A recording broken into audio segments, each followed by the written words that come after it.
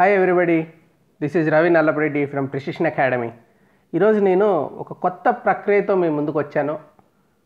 Precision new initiative English and general studies through the Hindu editorial.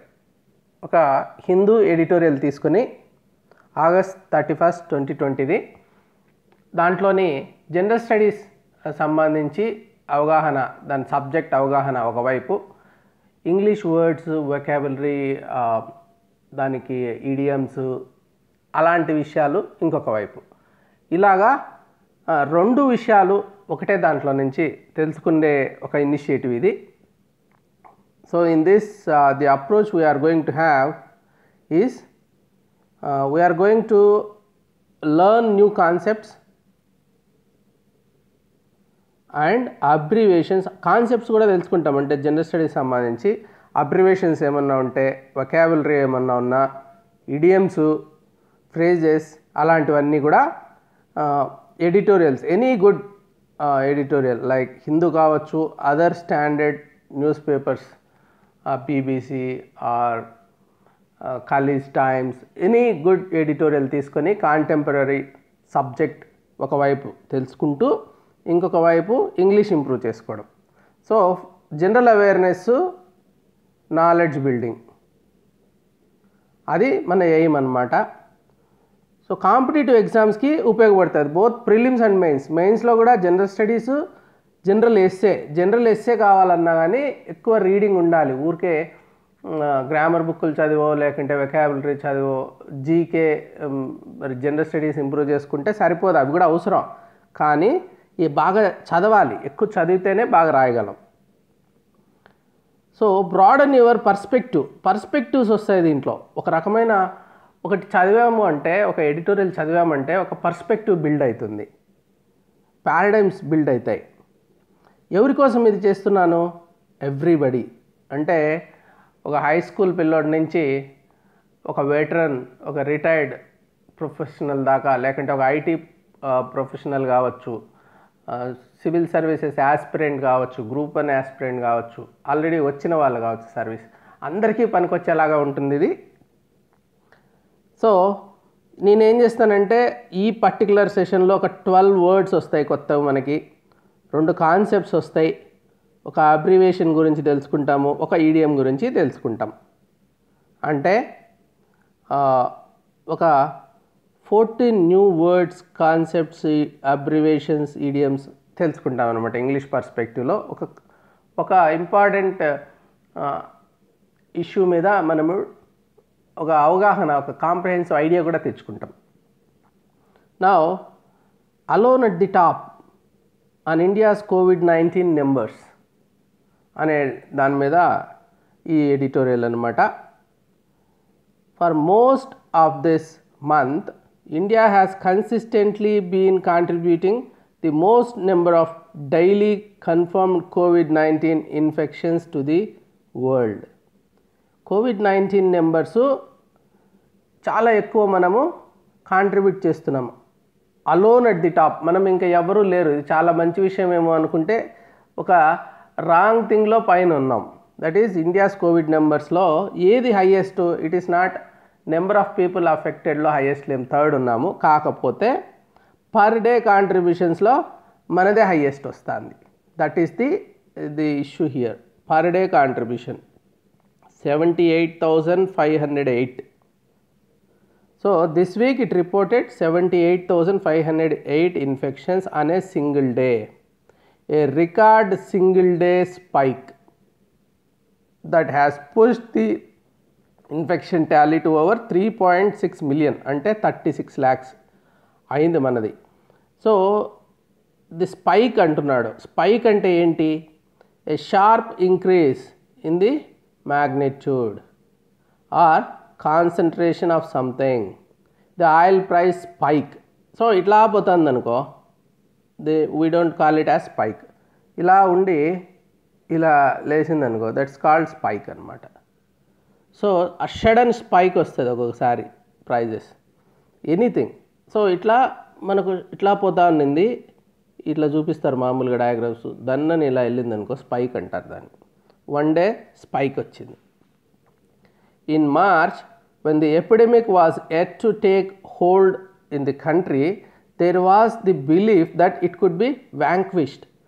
మార్చ్లో ఇంకా hold రానప్పుడు ఏమనుకున్నారు, ఒక బిలీఫ్ ఉండేది that it will be vanquished. Vanquished అంటే ఇక్కడ ఒక వర్బ్ లాగా వాడుతున్నాడు, defeat thoroughly, he successfully vanquished his rival అంటారనమాట. అంటే ఓడిపోవడం లేకుంటే ఓడించడం, ఇక్కడ వ్యాంక్విష్డ్, అది ఓడిపోతుంది అనుకున్నారనమాట. It will be vanquished in India అనుకున్నారు మొదట మార్చ్లో. సో ఈ స్పైక్ అంటేనేమో వాడి మొల, పెద్ద చీల, అంటే ఒక సడన్గా అట్లా స్పైక్స్ వస్తాయి. అది ఈవెన్ కరోనాకి స్పైక్స్ వచ్చింటాయి కదా బయట, అదనమాట. సో ఈ రెండు కొత్త వర్డ్స్ మనం ఇప్పుడు తెలుసుకున్నాము. స్పైక్, వ్యాంక్విష్డ్ అంటే COVID-19 నెంబర్స్ గురించి మాట్లాడుతున్నా. అట్టే సింగిల్ డే స్పైక్ వచ్చింది, దీన్ని వ్యాంక్విష్ చేసేయగలము అనుకున్నాం మార్చ్లో. అంటే తర్వాత చేయలేదు అని అర్థం వచ్చేలాగా ఇక్కడ చెప్తున్నారు. ఇంకొకటి నెక్స్ట్ కంటిన్యూషన్ దానికి ఏం చెప్తున్నారంటే, in those days projections based on epidemiological modelling which indicated that millions would be infected were met with denial by the government as well as disbelief by many, especially because of how it had pulverized medical health systems in Europe and United States.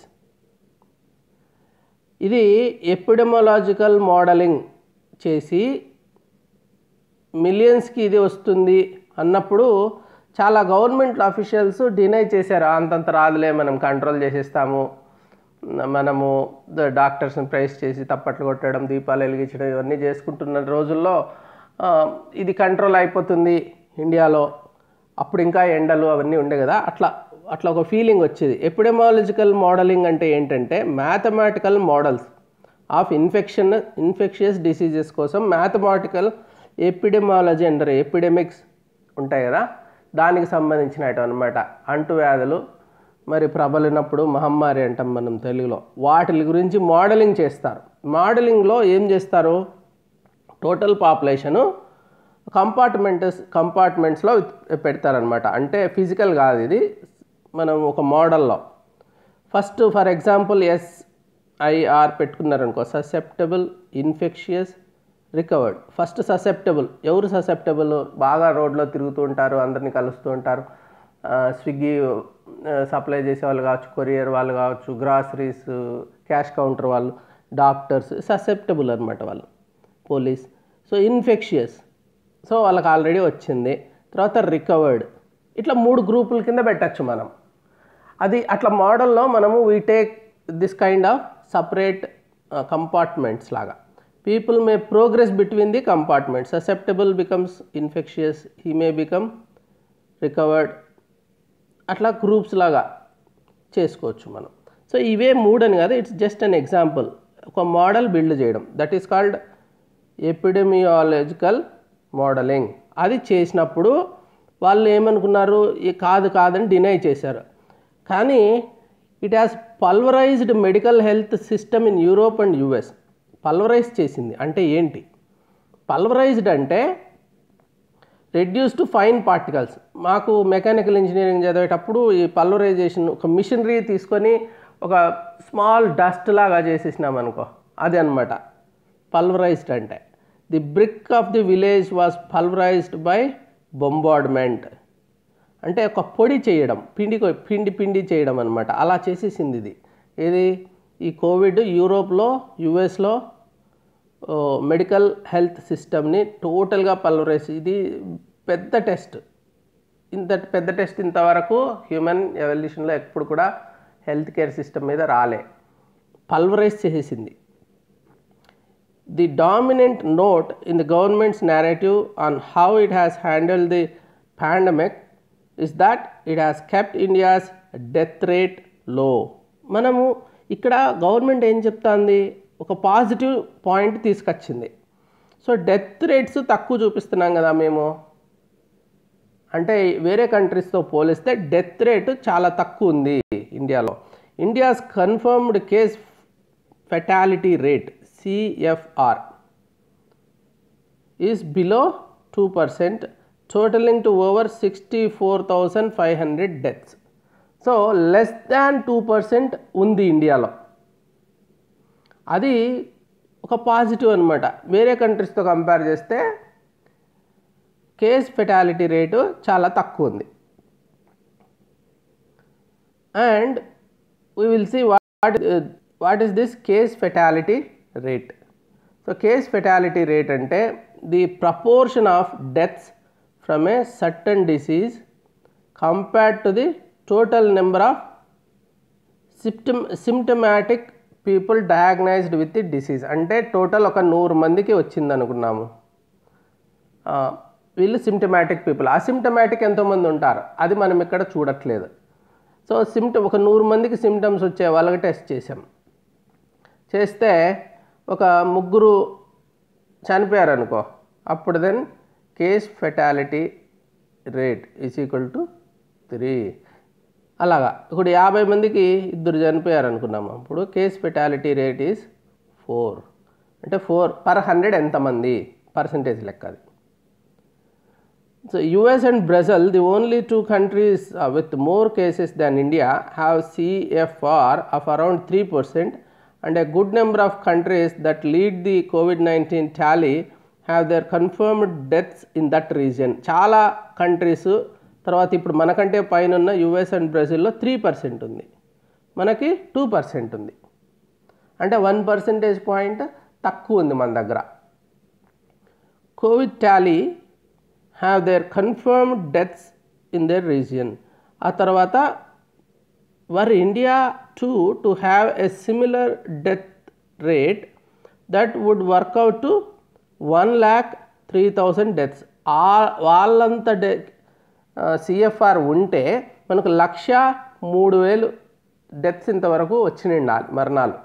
కానీ మనకు అంత రాలే, మనకు just 60,000 something వచ్చింది. కాబట్టి 40,000 మందివి మనము avoid చేయగలిగాము. అవర్టెడ్ అంటే అవాయిడ్ చేయగలమన్న deaths are so far evident of dodged bullet or in part due to an undercount that results from the states not reporting suspected or probable deaths as required by ICMR guidelines, and not medically certifying all deaths can only be known by more data being made available in the future for analysis. ఇక్కడ ఒక question raise చేస్తున్నారు వీళ్ళు. ఇప్పుడు 40,000 deaths avoid చేయగలిగాము అంటున్నాం కదా, అది is it a dodged bullet or డేటాలో ఏమన్నా అండర్ రిపోర్టింగ్ జరిగిందా, ఆ రెండిట్లో ఏం జరిగింది? సో డాడ్జ్డ్ బుల్లెట్ అంటే ఏంటి, అది తెలిస్తే కానీ మనకి ఇది కరెక్ట్గా అర్థం కాదు ఏం చెప్తున్నారు ఇక్కడ అని.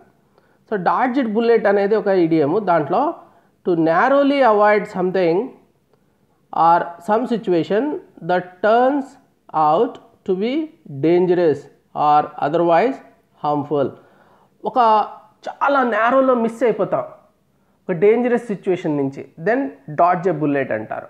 ఫర్ ఎగ్జాంపుల్ ఒకరు కాలుస్తారు మనల్ని గన్తో, ఒక బుల్లెట్ వస్తూ ఉంటుంది, మనం సడన్గా తల కిందికి అనేస్తాం, అట్లా వెళ్ళిపోతుంది అనమాట పైన నుంచి. That is literally dodge bullet అంటే. కానీ దాన్ని ఇప్పుడు ఎక్కడైనా వాడచ్చు. ఇప్పుడు క్రికెట్లో ఒక బౌన్సర్ వేస్తారు, టెండూల్కర్కి ఫస్ట్ బాలే బౌన్సర్ వచ్చింది పాకిస్తాన్కి వెళ్తే ఆయన కెరీర్లో, తల కింది కంటే పైన నుంచి వెళ్ళిపోతుంది, డక్ అంటారు కదా, డాడ్జ్డ్ బుల్లెట్ అది. సో అట్లా మనం ఏమన్నా తప్పించుకున్నామా, బాల్ బచ్కాయ అంటారు కదా, అట్లా ఏమన్నా తప్పించుకున్నామా, ఒక పెద్ద డేంజర్ నుంచి మనం తప్పించి 1,00,000 పైన డెత్స్ కావాల్సిండేది 60,000కే కుదించగలిగి, అంటే 40,000 మందిని సేవ్ చేయగలిగామా? Is that a possibility? Or నిజానికి 100కి 3 చనిపోయింటే 2 రిపోర్ట్ చేసింటారు. చాలా స్టేట్స్లో ఈ అలిగేషన్స్ ఉన్నాయి, ఇంక్లూడింగ్ తెలంగాణ. సో మనకి నిజంగా ఉండాల్సినంత రిపోర్ట్ చేయట్లేదేమో, టెస్ట్లు కూడా అన్ని చేయట్లేదు, ఆ తర్వాత చేసినా కానీ డెత్స్ రిపోర్టింగ్లో ఇష్యూ ఉంది. సో డెత్ రిపోర్టింగ్ తగ్గిందనుకో, ఇప్పుడు 3 డెత్స్ ఉన్నాయి బై 100 అనడం వేరు, వాటిలో 2 చూపించినారనుకో 2/100, కాబట్టి తక్కువ కనిపిస్తుంది కదా. అది ఒక ఈ రెండిట్లో ఏది జరిగింటుంది అది అడిషనల్ డేటా వచ్చినాకనే తెలుస్తుంది. తర్వాత that the virus has manage to infect some of India's most secluded tribes in the Andaman and Nicobar islands is a pointer that it has now set deep roots within the country along with several other bacteria and viruses that thrive in India's tropical climate. So secluded tribes అంటున్నాడు. ఏంటి secluded tribes అంటే not seen or visited by many people, దాన్ని secluded అంటారు. Sheltered and private. So the gardens are quiet and secluded అనొచ్చు, అంటే ఒక ఏకాంత ప్రదేశం. So ఈ సెక్లూడెడ్ ట్రైబ్స్ కూడా వచ్చేసింది అండమాన్ నికోబార్లో. ఇంకా ఏం చెప్తున్నారు, ఈ viruses are thriving in India's tropical climate. అంటే మొదట మనం అనుకున్నాం కదా ఇది ట్రాపికల్ క్లైమేట్లో సర్వైవ్ కాదు, దట్టు పీక్ సమ్మర్లో వస్తుంది అని, కానీ ఇట్ హ్యాస్ ప్రూవన్ దట్ ఇది ట్రాపికల్ క్లైమేట్లో కూడా ఉంటుంది. ట్రాపికల్ క్లైమేట్ అంటే with an average temperature of above 18 degrees Celsius ఉండి considerable precipitation during at least part of the year ఉన్న ప్లేసెస్ని ట్రాపికల్ క్లైమేట్ అంటారు. These areas are generally consistent with the equatorial climate conditions. దీన్ని తెలుగులో మనము ఉష్ణమండలం అంటామన్నమాట. Its invincibility has contributed to the widespread adoption of face covers, masks and the vital role of maintaining hygiene and avoiding crowds. మనం ఏం చేస్తున్నాం, దీని ఇన్విన్సిబిలిటీ వలన ఇవన్నీ చేస్తున్నాం. ఇన్విన్సిబిలిటీ అంటే quality of being too powerful to be defeated or overcome. మనము vanquished అవుతుంది అనుకున్నాం మొదట, కానీ కాలేదు, ఇన్విన్సిబుల్ అని ప్రూవ్ అయింది. To gave off an air of invincible, he gave off an air of invincibility, అతను అన్డిఫీటబుల్ అనే ఫీలింగ్ ఇచ్చాడు, అజేయత అంటాం కదా, అట్లా ఈ వైరస్ యొక్క అజేయత మనకు invincibility. It forced us to have face masks, తర్వాత vital role in maintaining hygiene కానీ ఇళ్ళల్లో కానీ ఎక్కడైనా, అవాయిడింగ్ క్రౌడ్స్ అన్నీ కూడా మనం చేస్తున్నాము. There are welcome behavioural changes that will serve well in the future when India will continue to grapple with seasonal outbreaks and epidemics of influenza, dengue as well as its old scourge of TB. ఏమంటున్నారు ఇక్కడ? So మనకి ఈ 2 words తెలిస్తే అర్థమవుతుంది. గ్రాపుల్ అంటే ఏంటి? Grapple అంటే engage in a close fight or struggle without weapons. వెపన్స్తో ఫైట్ చేసేది కాకుండా, వెపన్స్ లేకుండా ఒక రెజ్లింగ్ లాగా. Passers by grappled with the man after the knife attack. Knife attack తర్వాత నైఫ్స్ ఏం లేవు. గ్రాపుల్ అంటే ఒక పెనుగులాట, తోపులాట, పెనుగులాట అలాంటిది అనమాట. So India will continue to గ్రాపిల్ with అంటున్నాడు. దీంతో మనము ఒక రిజల్ట్ చేయబోతున్నాం అనమాట. వేటితో? సీజనల్ అవుట్బ్రేక్స్తో ఫ్యూచర్లో. ఎలాంటివి? Influenza, dengue and old scourges of TB. ఈ స్కోర్స్ అంటే a person or thing that causes a great trouble or suffering, దాన్ని స్కోర్స్ అంటారు.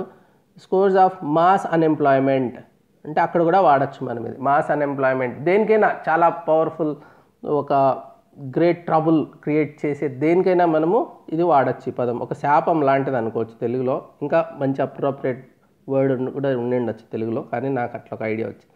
So scores of TB. The health care system being push to its breaking point has also underlined the countries historical neglect of wide spread affordable health care as well as the paucity of qualified personnel to treat the poor. ఇక్కడ చాలా ఇదిగా చెప్తున్నారు, qualified personal లేరు అన్నట్లే, to treat the poor లేరు అంటున్నారు ఇక్కడ. అంటే public health care system problem అవుతుంది, ప్రైవేట్ హెల్త్ కేర్ కాదు. They are talking indirectly, they are exposing the weakness of public health care system, poor కాబట్టి. So the health care system being push to its breaking point ఇండియాలో.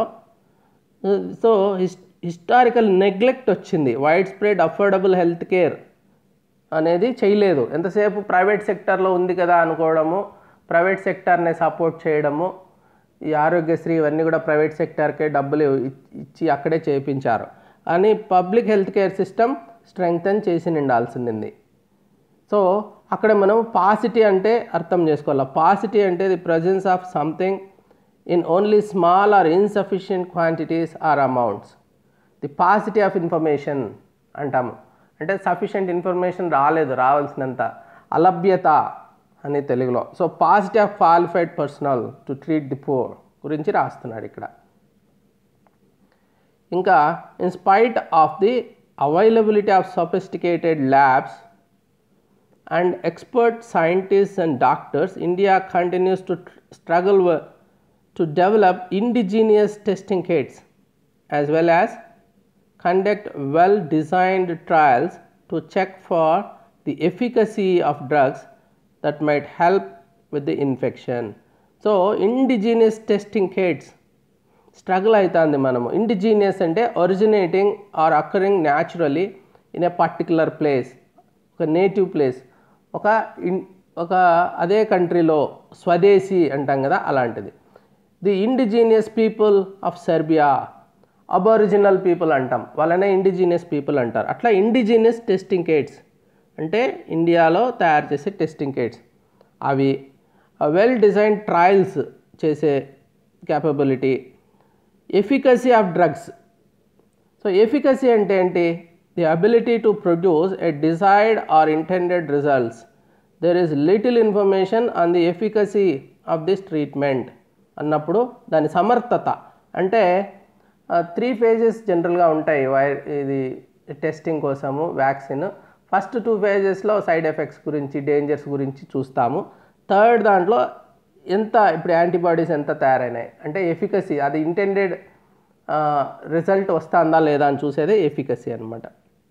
There must be deep reckoning to fix gaps in the manufacturing and product delivery chain, to put in place new habits and effect a stronger line of defense against future blights.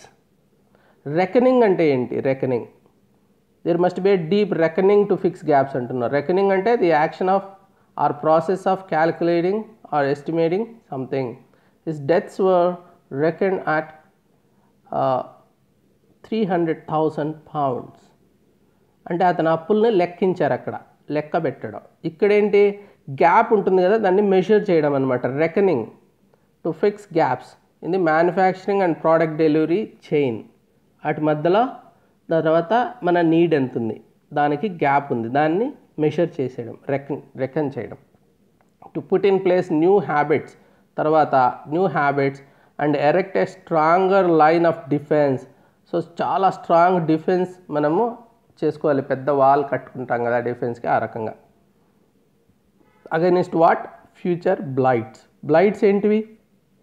Disease caused by ఇన్ఫెక్షన్ని blight అంటారు. So this is the editorial. Today we have learned 12 new words, that is spike, vanquished, pulverized, secluded, invincibility, grapple, scourge, paucity, indigenous, efficacy, reckoning, blights. తర్వాత 2 concepts, epidemiological modeling, tropical climate, one abbreviation CFR, one idiom dodge a bullet. So వీటిల్ని మీరు ఇప్పుడు ఏం చేయాలంటే వీటన్నిటికీ meanings రాయాలి, వీటన్నిటికీ explanations రాయాలి. ఒక పేపర్ పెన్ తీసుకోండి, ఇక్కడ పాస్ చేయండి, వాట్ ఇట్ ఈస్ అని రాసుకుంటా వెళ్ళండి. Then all these words will become yours. మళ్ళీ డౌట్ వస్తే వెనక్కి వెళ్ళి ఒకసారి చూడండి, మీకు అంతా గుర్తుండిపోతాయి. సో ఒక్కసారిలో మనకి నిమిషానికి ఒక వర్డ్ లెక్కన ఆల్మోస్ట్ నేర్చేసుకోవచ్చు ఇప్పుడు. సో మ్యాక్స్ 2 minutesకి ఒక కాన్సెప్ట్, ఒక వర్డ్ నేర్చుకొని కొత్త విషయాలన్నీ తెలుసుకొని ఎట్లా ప్రజెంట్ చేయాలా ఈ ఈ కోవిడ్ సిచ్యువేషన్లో నెంబర్స్ ఇండియా హ్యాండ్లింగ్ గురించి మనం జిఎస్లో ఎస్ఏలో వచ్చినప్పుడు సిఎఫ్ఆర్ ఇట్లాంటి వర్డ్స్ వాడాలి. ఎపిడమాలజికల్ మోడలింగ్ ఇట్లాంటి వర్డ్స్ మనం వాడితేనే మనకు బాగా సబ్జెక్ట్ ఉన్నట్టు అర్థమవుతుంది. ట్రాపికల్ క్లైమేట్స్ గురించి హీట్ అట్లంతా రాయకుండా tropical క్లైమేట్లో ఉండదనుకున్నామని. So dodge a bullet లాంటి మంచి ఇడియమ్స్ కానీ మంచి మంచి పాసిటీ, షార్టేజ్ ఆఫ్ అనకుండా పాసిటీ అనొచ్చు. ఇండిజినియస్, ఎఫికసీ, రెకనింగ్ ఇట్లాంటి వర్డ్స్ వాడితే చాలా బాగా అనిపిస్తుంది అనమాట. So we have learned how to write a better passage or essay using these beautiful words and concepts. So thank you for joining us. Please share your feedback. This is the first of the kind in this series from Precision Academy. Kabatti I want to know your feedback. If you are my mentorship student, please send a message to me in my WhatsApp number, so others can write their responses. Based on your response, we are going to produce more and more, or if you have to modify or adjust your needs, we will make those adjustments. So you can call 8101010140 or 50 or 60 for mentorship or for test series or any other doubts, or you can send a message to me in 85 number.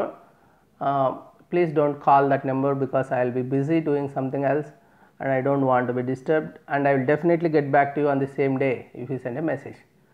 అదొకటి. మీరు YouTube ఛానల్లో ఇంకా subscribe కాకండి, ఇప్పుడు subscribe కండి, bell symbol click చేయండి.